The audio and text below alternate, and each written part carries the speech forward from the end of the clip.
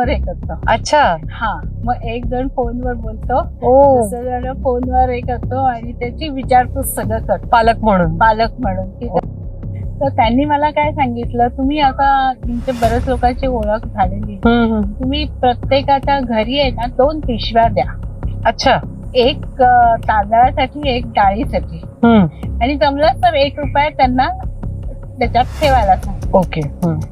मी त्याला बघायचं काय, कोणी हातात पण घ्यायचं नाही, कारण ते एवढंच होतं. बरोबर. आंघोळ घालताना सुद्धा तो आपल्या पायावर पण ठेवला ना, त्याचं डोकं त्याचं खाली जायचं. मग ते आणि संगोपिता ही फक्त म्हणजे आम्ही बोलताना आम्ही एवढे सगळं आहे, पण हे सगळं ट्रस्टच्या नावावर आहे. बरोबर. सगळं ट्रस्ट मध्ये. ट्रस्ट काही 8ची गाडी पकडायची, मुलगा 7चा हे करायचा, सगळ्यांच्या डबे बिबे करून. मग तेव्हा आमची तेवढी परिस्थिती चांगली नव्हती ती करू, म्हणजे मला काही काही करायला लागायचं. अशी झाले आहेत ना 9 मुले. बापरे. मग ते सगळी आता तुमची मुलं? ती सगळी आमची मुलं. तर तो आहे ना टीव्ही खूप बघायचा आणि अक्षय कुमारचे खूप पिक्चर बघायचा वगैरे. घरी आला ना की त्याला ते आवडायचं. कोणी चेंज वगैरे केलं ना की त्याला लगेच कळायचं का चेंज केलं नाही, तेच पाहिजे.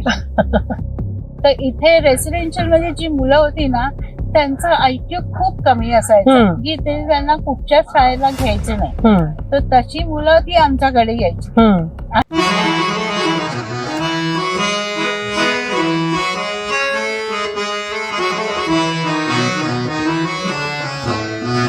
नमस्कार, मी सायली दरेकर सगळ्यांचं स्वागत करते आपल्या पॉडकास्ट मध्ये, ज्याचं नाव आहे नावात काय. मंडळी, बरेचदा आपल्याला काही समस्यांचा सामना करावा लागतो आणि काही संकटांमधून बाहेर पडताना आपण काही पर्याय शोधतो आपल्यापुरते. पण आपल्या समाजात अशी अनेक मंडळी असतात जी संकट आल्यानंतर केवळ स्वतःपुरता विचार न करता इतरांचाही आधार बनतात. अशाच एका व्यक्तीला आज आपण आपल्या पॉडकास्ट मध्ये भेटणार आहोत. नावात काय आहे मध्ये मी स्वागत करते संगोपिता सेंटरच्या संस्थापिका सौ सुजाता सुगवेतकर मॅडम यांचं. नमस्कार मॅडम. सगळ्यात सुरुवातीला मला तुम्हाला एक प्रश्न विचारावा असा वाटतो की नॉर्मली मुलांसाठी पालक मोटिवेशन ठरतात, पण तुमच्या बाबतीमध्ये वेगळं झालं की तुमचा मुलगा तुमच्यासाठी थोडंसं मोटिवेशन ठरला आणि त्याच्यामुळे म्हणून तुम्ही आज जे काही केलेलं आहे ते तुम्ही मिळवलं असं तुम्ही म्हणता. तर काय सांगाल त्याबद्दल?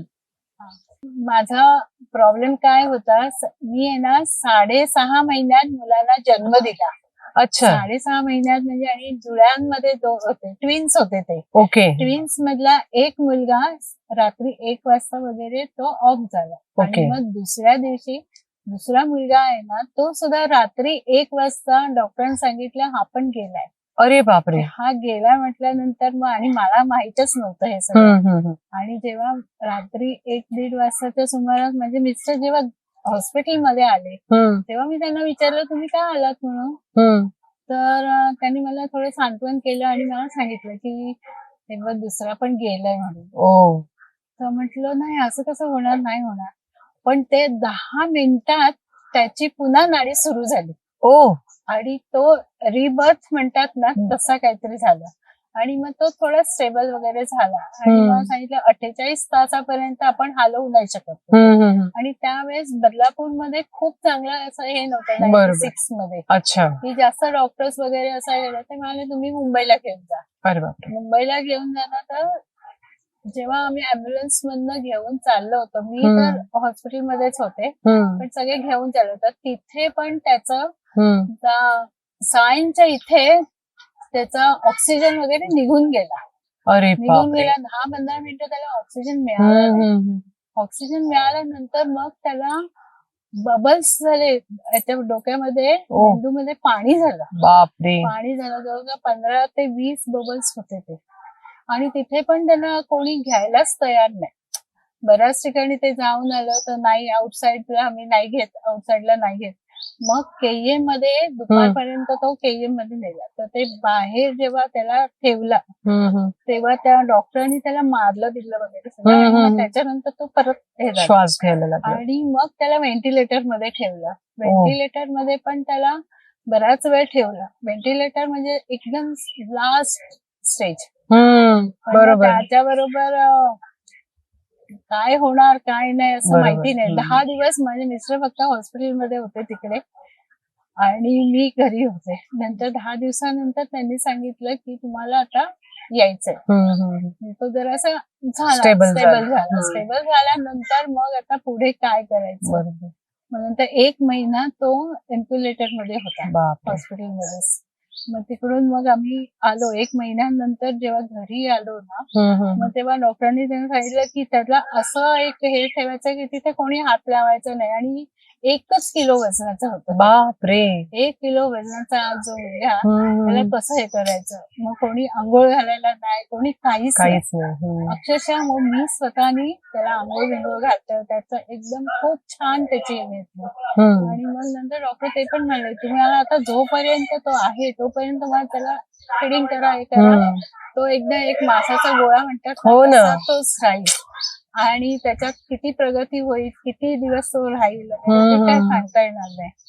मग तेव्हा म्हटलं की बापरे आता काय करायचं. म्हणजे मुलाच्या जन्माचा आनंद घेईपर्यंतच चॅलेंज उभं राहिलं. कोणी त्याला बघायचं काय, कोणी हातात पण घ्यायचं नाही, कारण ते एवढंच होतं. बरोबर आहे. आंघोळ घालताना सुद्धा तो आपल्या पायावर पण ठेवलं ना त्याचं डोकं त्याचं खाली जायचं. मग ते एकावर एक पाय असं ठेवून वगैरे मी त्याला आंघोळ वगैरे घालायची, खाली परात वगैरे ठेवून वगैरे. बापरे बाप. त्याची आणि मग मी त्याची खूप काळजी घेतली. त्याला 1-2 महिन्याचा वगैरे झाला. मग त्याला थेरपीसाठी म्हणून मला केईएम हॉस्पिटलला रोज जायला लागायचं. ओके. रोज सकाळी मी 7ची गाडी पकडायची. 7ची गाडी पकडायची, तिथे हॉस्पिटलला जायची. ते सगळं त्याचं थेरपी वेगवेगळ्या प्रकारची असायची ती करायची. पण तिथे पण मला बऱ्याच बायकांनी वगैरे कोऑपरेट केलं. मग त्यावेळेस मी बघितलं ना की काही मोठी मुलं पॅरेंट्स त्यांना घेऊन यायचे, त्यांना थेरपी करायची वगैरे. मग तिथे त्यांच्याशी माझं बोलणं वगैरे व्हायचं. तेव्हा काही म्हणायचं की माझा मोठा मुलगा असा आहे, माझी मोठी मुलगी अशी आहे, चांगली आहे, पण ह्याचा प्रॉब्लेम आहे. पुढे झाल्यानंतर म्हणे यांच्याशी लग्न कोण करणार, काय सगळे पुढचे प्रश्न. मग ते सगळं माझ्या डोक्यात सारखं यायला लागलं. बरोबर. मग परत 2-2.5 वर्षाचा झाला तोपर्यंत मी त्याला रोज केईएम ला घेऊन जायचे, अपडाऊन करायची. नंतर मग इकडे बदलापूरमध्ये बऱ्याच शाळांमध्ये मी गेलो की आपण ह्याला नर्सरीला वगैरे ऍडमिशन घ्यावी वगैरे, पण ती ऍडमिशन वगैरे मिळायचीच नाही, कोणीच नाही सांगायचं. मग परत बांद्रा त्या डॉक्टरांनीच मला सांगितलं की बांद्राला एक स्पासिक सोसायटी म्हणून आहे, तर तिथे ह्याच मुलांची शाळा आहे. आणि माझा मुलगा ना बर्थ एस्पेसिया म्हणजे त्याला एकदम श्वास घ्यायला वगैरे त्रास वगैरे असं व्हायचं. तर म्हणे तिथे ती शाळा आहे, तिथे तुम्ही त्याला घालू शकता म्हटलं. तर मी एवढं बदलापूरचे बँड्रा, तर तेव्हा मग माझी बहीण आहे ना ती बँड्राला राहत होती. मी तिथला ऍड्रेस तिकडे दिला. अच्छा. बँड्राचा ऍडमिशन साठी. मग तिथला ऍड्रेस दिला, मला मिळाली तिकडे. आणि मी रोज अपडाऊन होते.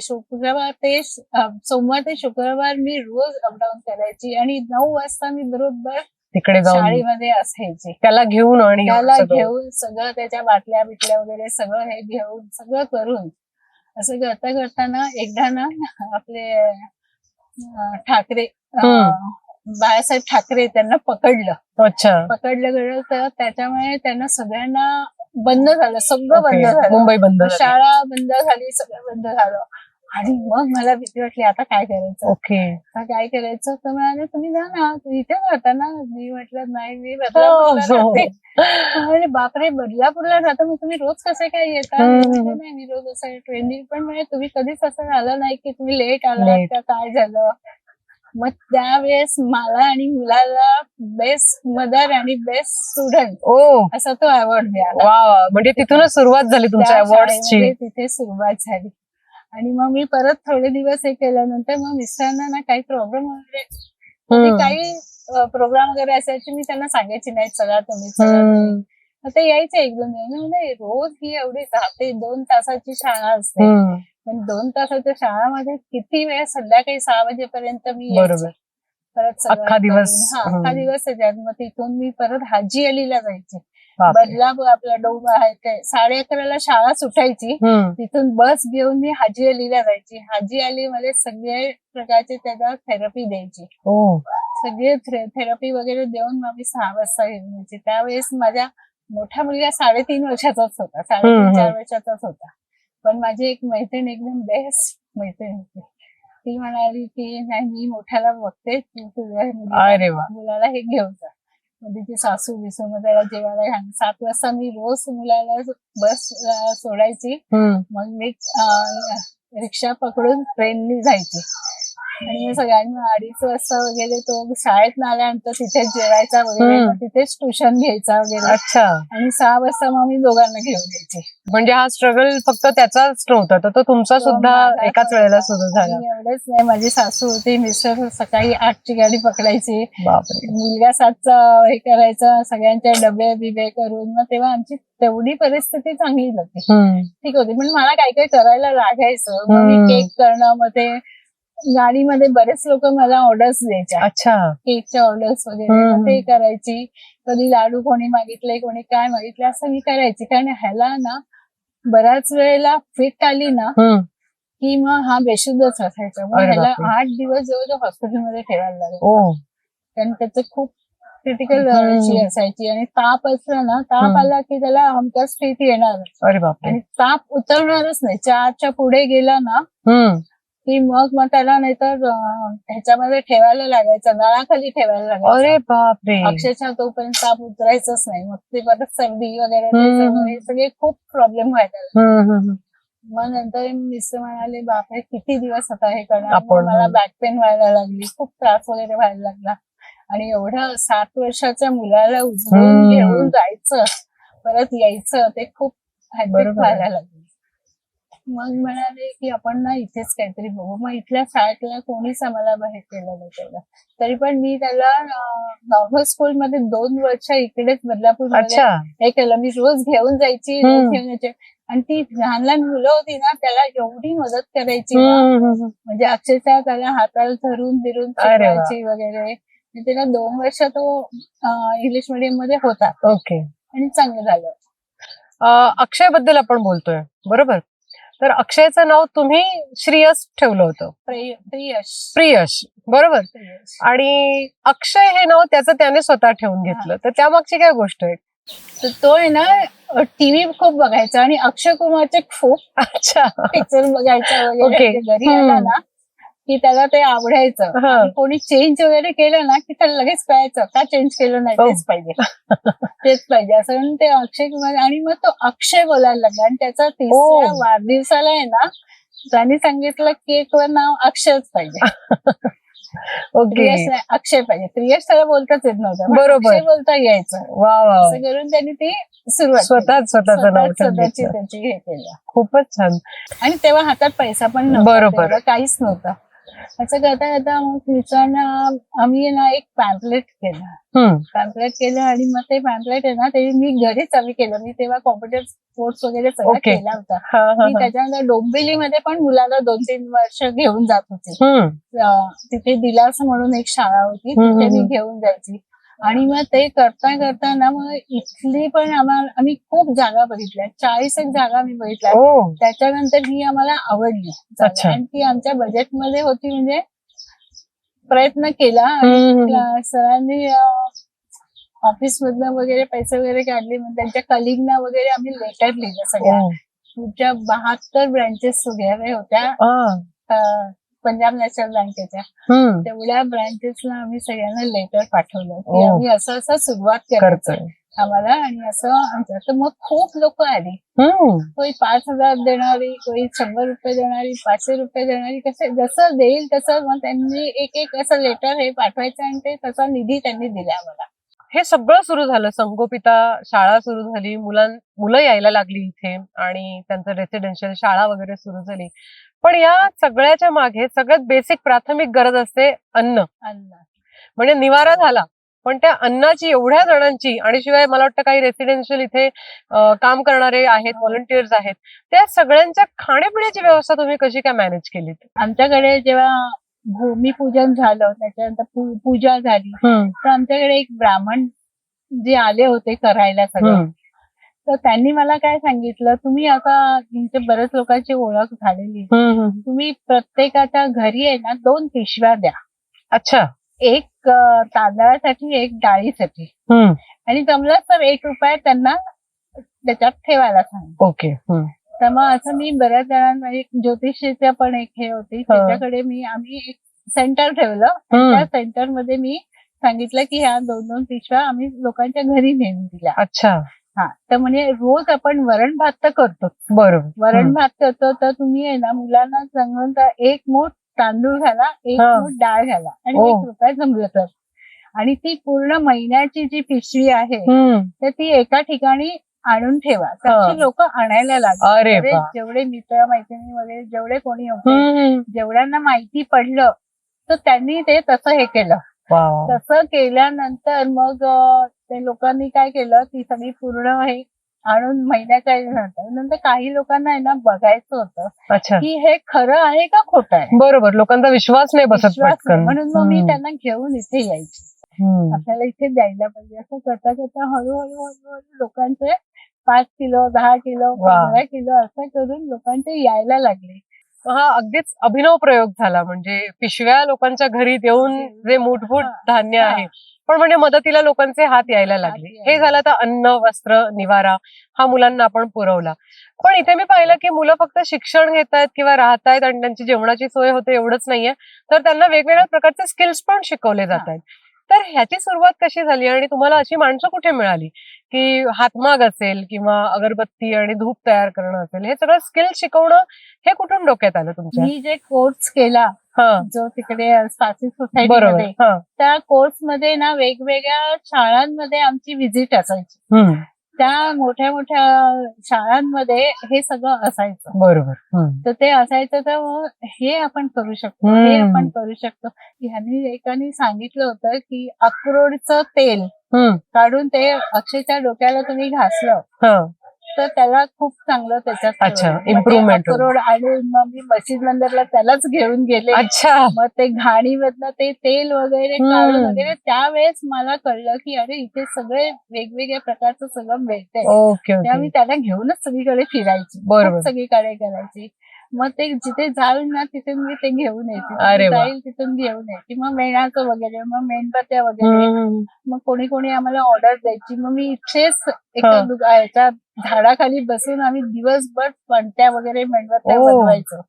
यातून काही मुलं स्वतःचा व्यवसाय किंवा आई वडिलांना मदत वगैरे करायला लागले व्यवसायामध्ये, असं पण मी ऐकलं.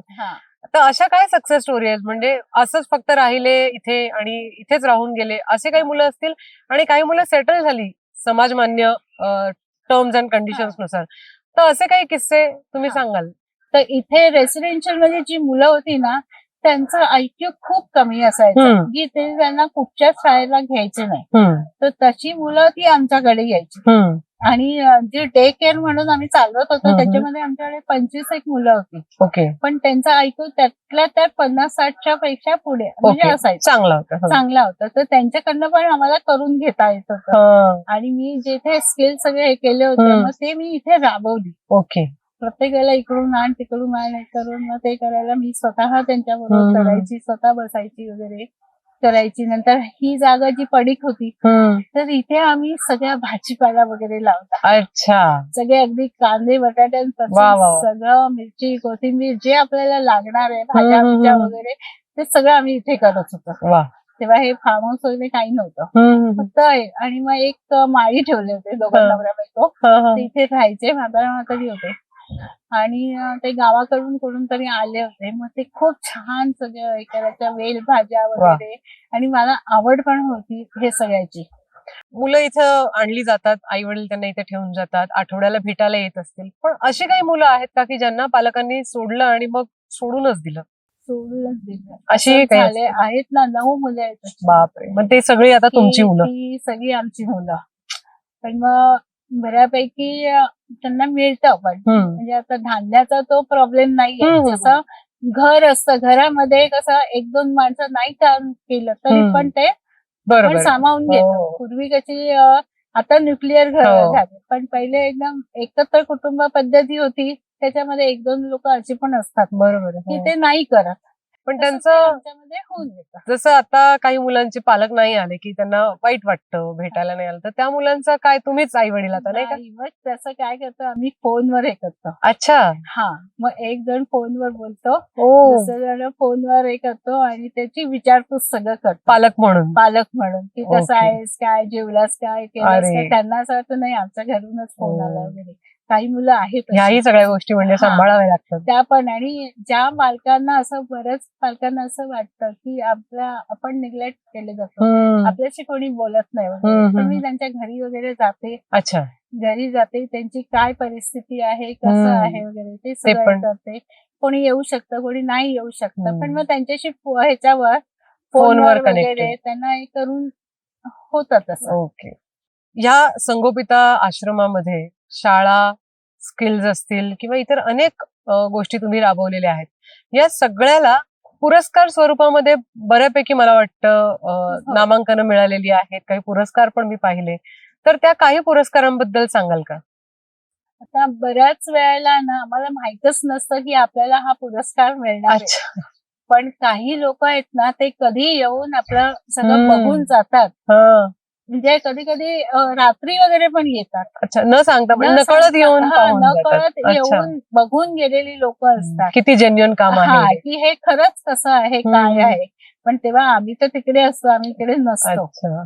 आणि मग त्याच्यानंतर काही स्टुडंट वगैरे आहेत ना, ते इथूनची फोटोग्राफी सगळी केलेली असते.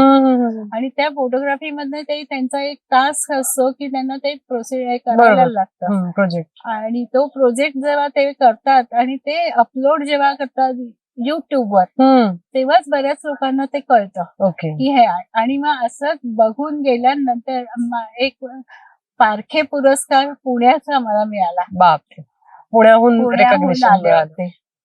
तर त्यांचा पण होता, त्यांचा मी खूप मोठा असा प्रोग्राम वगैरे केला. त्यांनी सांगितलं आम्हाला असं असं करायचं वगैरे. मग तो एक पुरस्कार, मानपत्र वगैरे असं सगळं. आणि तेव्हा असं वाटतं की बापरे, ह्या लोकांना आपली एवढी माहिती कशी काय मिळाली. पण ते कुठून ना कुठून येतं. आता पण म्हाडाचा जो प्रोग्राम झाला, म्हणजे मला भरपूर पुरस्कार मिळाले. पण मग ते ह्या मुलांच्यासाठीच मिळाले. बरोबर. या म्हणजे कामासाठी म्हणून. कामासाठी वगैरे मिळालेले. आता हे पुरस्कार मिळाले, तर पुरस्कार मिळणं ही एक भाग झाला, हा एक भाग झाला त्या सगळ्याचा. मात्र नाव जिथे येतं की सेंटरचं किंवा आश्रमाचं, आपली जी काही शाळा आहे तिचं नाव तेवढं बाहेर आहे की नाही, याच्याबद्दल जर विचारलं तर तुम्हाला काय वाटतं की संगोपिता या नावामध्ये काय आहे? नाव तेवढं बाहेर आहे का आणि असायला हवं का? थोड्या भागापर्यंत लोकांना माहिती आहे की संगोपिता काय. तर फॉरेनला वगैरे पण आमची कधी कधी क्लिप मध्ये काय झालं, एक वादळ आलं होतं, तेव्हा आमच्या तिकडूनची जी शाळा आहे ना, ती पूर्ण उडून गेली होती. अच्छा. पूर्ण, म्हणजे काहीच राहिलेलं नव्हतं. म्हणजे फॅन बिन वगैरे पण ते पण येऊन बाहेर पडले होते. नंतर आमचा प्रोजेक्टर वगैरे तो एका झाडावर जाऊन पडला होता. आणि सगळं छत बीत वगैरे सगळं गेलं होतं. अगदी काही राहिलेलं नव्हतं. तर त्यावेळेस कोणीतरी आलं होतं. आल्यानंतर मग त्यांनी आहे ना आमच्या इथे पूर्ण क्लिप काढली, व्हिडिओ. तेव्हा आम्हाला पण माहिती नव्हतं. क्लिप काढली सगळी, पूर्ण व्हिडिओ. आणि ती एवढी व्हायरल झाली ना, की त्याच्यामध्ये फॉरेनच्या लोकांनी सुद्धा आम्हाला मदत केली. मग त्याच्यामध्ये आम्हाला अजून मुलांना अजून चांगलं हे करता आलं. बऱ्याच मुलांना ना, ज्यांना फी भरता वगैरे येत नाही, तर अशा मुलांचे आपण हे करतो. पण मग ती मुलं पण त्याच्यात सामावून जातात. नाही, बरोबर आहे. पण म्हणजे नाव महत्वाचं आहे की एखादं काम आपण करतोय तर त्या कामाबरोबर नाव पण होणं. लोकांनी पण आम्हाला भरपूर मदत केली. अगदी प्रश्न, म्हणजे लहानपासून, म्हणजे पत्रे द्या, हे द्या, ते द्या, सगळ्यांनी भरपूर मदत केली. आता मेन तिकडे बाहेर गेली ना. बरोबर. बाहेरच्या लोकांनी पाठवली. आता हे सगळं तुम्ही सेट केलंय, मुलं इथे बऱ्यापैकी आहेत, काम करणारी माणसं आहेत. इथून पुढे तुमच्या नंतर तुम्ही या संगोपिता आश्रमाकडे कशा दृष्टीने पाहता, की ते कसं सांभाळलं जाईल असं तुम्हाला वाटतं? माझे मिस्टर आहेत ना, ते खूप दूरचं बघणारे आहेत. तर त्यांनी असं एक कॉर्पस फंड असा ठेवलाय की त्या कॉर्पस फंड मध्ये 3 वर्ष जरी आपल्यानंतर आपली पुढची आमची एक तयार आहे. फळी एक तयार आहे. तयार आहे. त्याच्यात आम्ही आमच्या स्टाफ मध्ये जे चांगले काम करणार त्यांनाच आम्ही पुढे घेतलंय. ओके. आणि त्यांनाच आम्ही बरोबर. मोटिवेशन करतोय. माझा मुलगा पण आहे, पण त्याला आता एवढ्याच आम्ही याच्यात घालणार नाही आहोत. कारण त्याचं अजून आयुष्य सगळं आहे. कारण संगोपिता ही फक्त म्हणजे आम्ही बोलताना आम्ही एवढं सगळं आहे, पण हे सगळं ट्रस्टच्या नावावर आहे. बरोबर. सगळं ट्रस्टमध्ये 3 ते 4 वर्ष जरी आपल्याला काही नाही मिळालं तरी आपल्याला जेमतेम जी ड्रायव्हर पाहिजे, स्वयंपाकी पाहिजे, केअरटेकर पाहिजे, म्हणजे जे गरजेचे आहेत ते स्टाफ आपण ठेवायचे. आणि त्यांचं 3-4 वर्षापर्यंत आपल्या मुलांचं सगळं होईल अशी तरतूद आम्ही करून ठेवलेली आहे. म्हणजे असं होणार नाही की आपण मुलांना वारं सोडले वगैरे, असं होणार नाही. कारण त्याच्यात माझा पण मुलगा आहे. बरोबर. एक स्वतःच पण एक आहे त्याला सगळेजण आहेत. पण एक हे असतं ना, आई वडिलांच्या नंतर मुलांचं काय, की आणि मी आता जे बघतोय तर ह्याच्यामध्ये बऱ्याच मुलांचे आई वडील नाहीयेत. त्याचे बहीण भाऊ वगैरे तेच लोक सगळे त्यांना पाहतात.